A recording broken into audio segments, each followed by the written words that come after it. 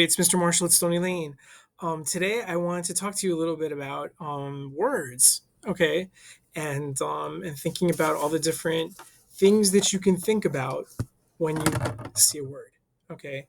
And this is the thing we're going to do today is something that I learned from my friend Pam, who wrote a whole book about words, Pam Kutrakis, and she's a really great teacher. And I saw some of the students in our school here doing this, so I thought I'll share this with you. Okay, so let's take a word that we know.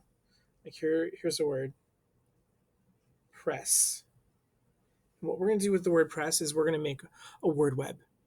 Okay, we're going to make what's called a word web, and a word web is something where we kind of just like design a web about the word and everything that we think of.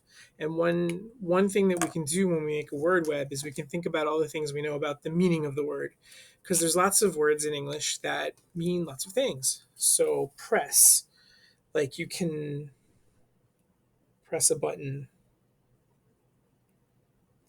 right? You push it, like bam bam, right? You can press a button.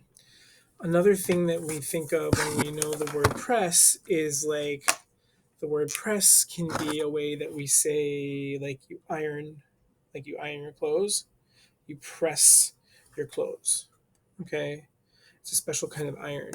Okay, what else? When we press, we sometimes grown-ups say to kids, you're really pressing your luck. That means like you're doing something you shouldn't and you're going to get in trouble. Press your luck. Press your luck. Okay. um what else can you press? You press, I don't know. Let's think about, now we thought about three different things that press can mean. Let's think about words that have the word press inside. Okay, so like, because somehow they're all related, and if we think about them long and hard, we can figure that out. So there's impress, right? You know what that means? When you impress someone, you make them feel like, wow, that's pretty cool. Depress, if you're depressed, then you're really sad, like really, really sad. Um, Pressure, I guess, is when, I guess when you're feeling pressed, right? Press. Um, that's enough for now. So we can do things like that. We can also think about things we realize about the spelling of the word. So, like with press, I see that press has a PR blend at the beginning of it. Okay, two consonants that both say their name, press, right? Let's think, what else do we notice about the way the word press is spelled? Um, I see that press has a double S. A double S. And you know what I noticed right before that? There's a short consonant, the E. Okay. And I think having those things together, a short vowel, did I say short consonant? A short vowel and a double consonant together, that happens in lots of words, right?